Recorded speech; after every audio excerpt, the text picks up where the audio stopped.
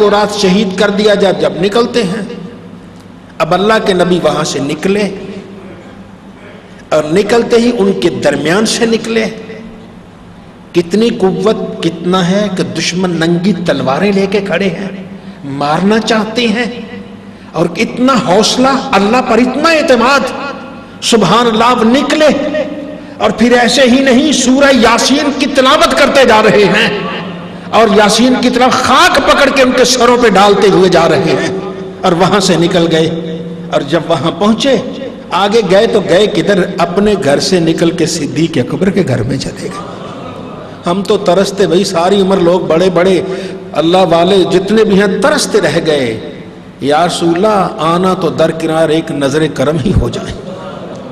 مولانا جامی رحمت اللہ علیہ کیا ساری عمر یہ نہیں کہتے رہے, سگترا کاش جامی نام بودے کہ آیت برزمانت گاہے گاہے.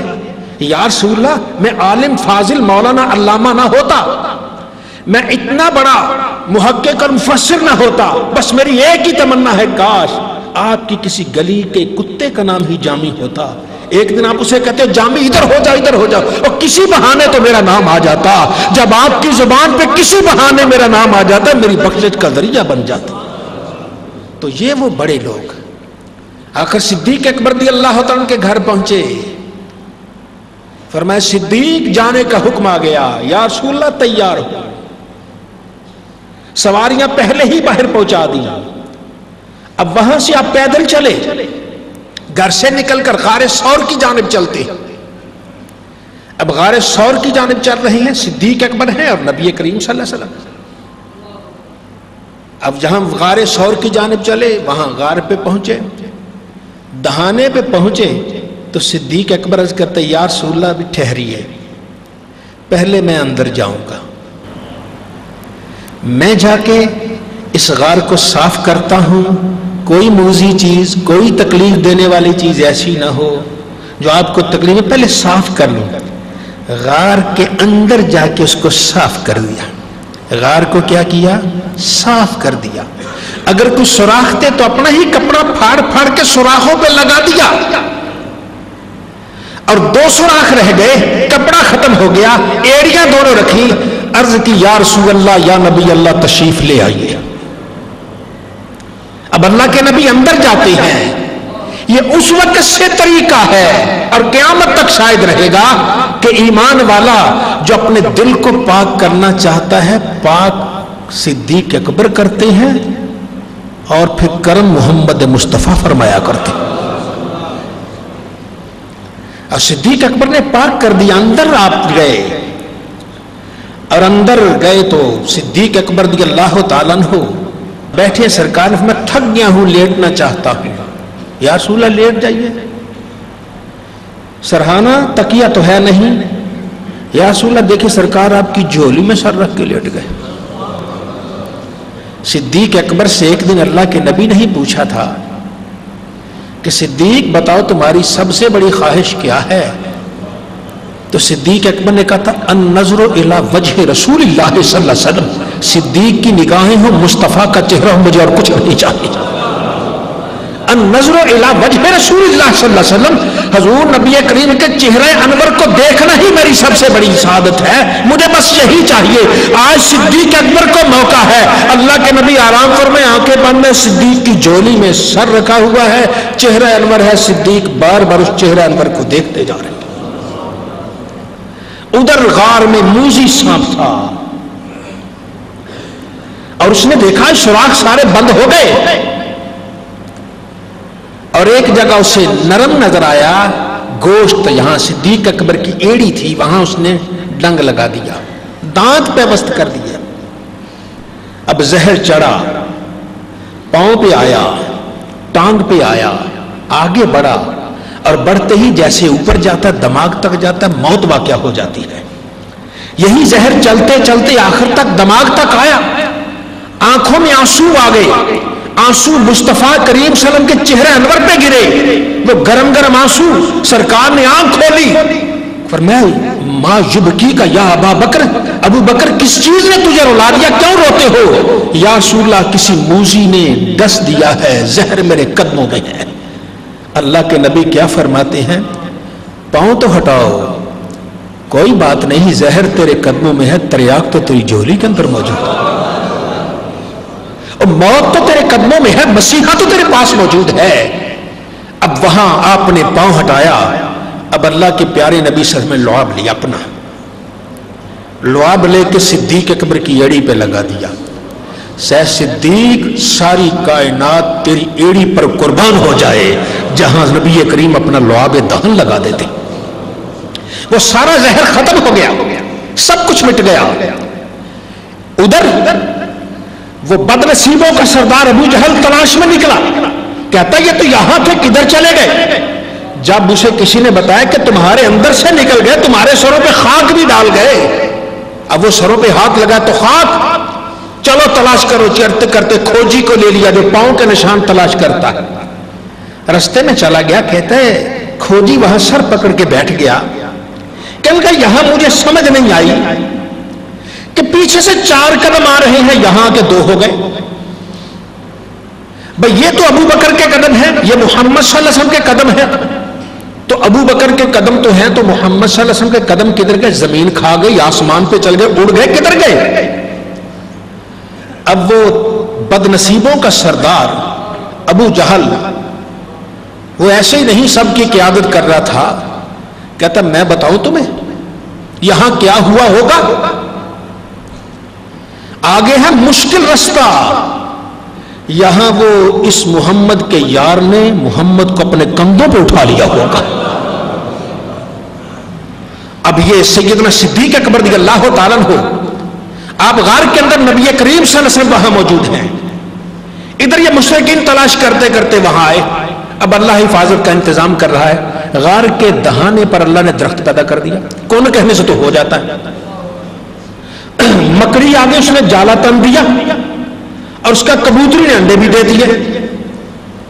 اب وہاں جب پہنچے تو غار کے دہانے پہ دیکھا درخت ہے اور وہاں ایک جالا بھی ہے، مکڑی نے جالا تنا اور کبوتری نے انڈے دے دیے۔ وہ کہتا غار کے اندر نہ ہو، ایک ان میں سے کہتا تیرے پیدا ہونے سے پہلے کا تو درخت یہاں ہے، غار کے اندر کیسے چلے جائیں گے؟ وہ بھول گئے یہ نبی تو قدم قدم پہ معجزے دکھا رہا تھا، انہوں نے تو ہمارے سامنے چاند کو بھی شک کر دیا تھا، لیکن اس وقت اللہ نے ذہن سے معاف کر دیا۔ اب وہاں صدیق اکبر رضی اللہ تعالیٰ جب دیکھا تو دیکھ کے ہی گھبرا گئے، عرض کی یا رسول اللہ، یا نبی اللہ، وہ دیکھیے باہر دشمن ہے، اگر کسی نے ذرا سا نیچے ہو کر دیکھا تو ہم نظر آ جائیں گے۔ تو نبی کریم صلی اللہ علیہ وسلم نے کیا فرمایا؟ قرآن کہتا ہے اذ یقول ثانی اثنین اذ یقول لصاحبہ لا تحزن ان اللہ معنا، دو میں دوسرے، دو ہیں غار میں، ان میں دوسرے اذ یقول لصاحبہ، جب اپنے صاحب سے، اپنے خادم سے کہہ رہے تھے لا تحزن، گھبرانے کی ضرورت نہیں، غم کھانے کی ضرورت نہیں، ان اللہ معنا، اللہ ہمارے ساتھ ہے، اللہ ہمارے ساتھ ہے۔ تو حدیث پاک کا لفظ ہے صدیق اکبر نے جب عرض کی یا رسول اللہ، یا نبی اللہ، باہر دشمن آ گئے، ابو جہل آ گیا، ابو لہب آ گیا، وہ آگے تلواریں لیے آ گئے، فرمایا ما تقول فی اثنین اللہ ثالثہما، ابو بکر ان 2 کے بارے میں تیرا کیا خیال ہے جن میں تیسرا اللہ ہے؟ آج یہاں 2 ہے کہ اللہ ہے اور چوتھا تو کوئی ہے ہی نہیں، بتاؤ۔ اب صدیق اکبر کا حوصلہ بلند ہو جاتا ہے۔ تو یہ وہ ذات ہے کہ جس کا تذکرہ قرآن کریم میں موجود ہے، ثانی اثنین اذ ہما فی الغار اذ یقول لصاحبہ لا تحزن ان اللہ معنا۔ تو صدیق اکبر رضی اللہ عنہ وہ عظمت سمیت گئے، قیامت تک جو قرآن کی تلاوت کرتا رہے گا، صدیق اکبر کے کارناموں کو اپنے ذہن میں رکھ کے تلاوت کرتا رہے گا۔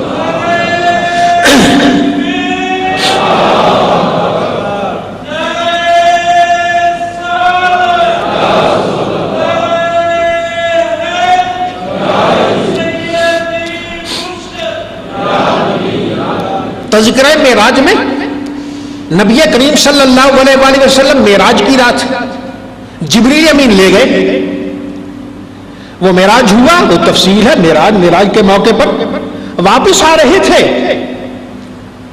تو واپس آتے ہی مقام تنعیم پہ، جہاں آج کل مسجد عائشہ ہے، مکہ مکرمہ جہاں عمرہ کرتے ہیں نا مکہ رہنے والے، اب مکہ مکرمہ چلے گئے تو وہاں جا کے آپ نے عمرہ کرنا ہے تو پھر احرام وہ حدود حرم سے نکل کے مسجد عائشہ پہ پہنچ کے وہاں احرام بند کے پھر اس جگہ پہ جب آپ پہنچے جبریل امین ساتھ تھے تو اس وقت نبی کریم صلی اللہ علیہ وسلم نے فرمایا جبریل اب جب میں جاؤں گا نا تو میں ان سے کہوں گا کہ میں نے رات معراج پہ گیا، مسجد اقصیٰ گیا، بیت المقدس گیا، آگے گیا، تو لوگ تو انکار کر دیں گے، لوگ مجھے جھوٹا کہیں گے، آج تک تو کہہ نہیں سکے لیکن آج وہ کہیں گے یہ جھوٹا ہے۔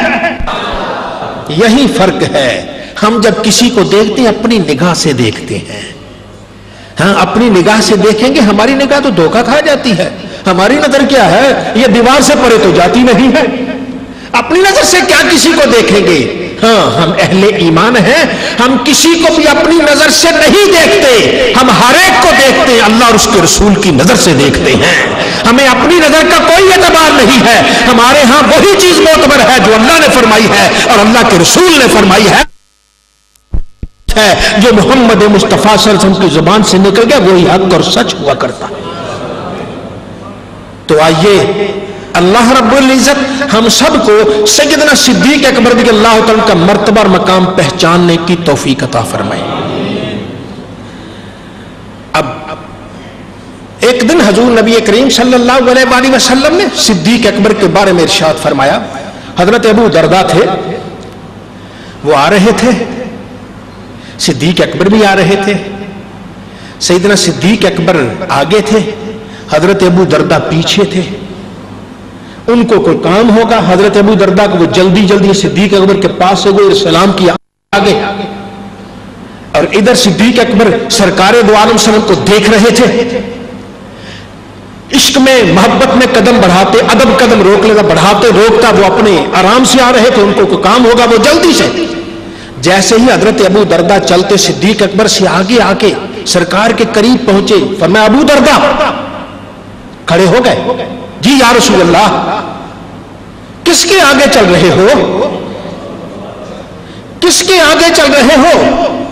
اس چمکتے سورج نے نبیوں رسولوں کے بعد صدیق اکبر سے افضل کسی کو نہیں دیکھا ہے، اس چمکتے سورج نے نبیوں کے بعد ابو بکر سے، اب نبیوں رسولوں کے بعد ابو بکر سے افضل کسی کو نہیں دیکھا ہے، ہاں افضل الخلق بعد الانبیاء، تمام نبیوں کے بعد سب سے افضل ہے تو صدیق اکبر ہے، یہ ہمارا ایمان ہے۔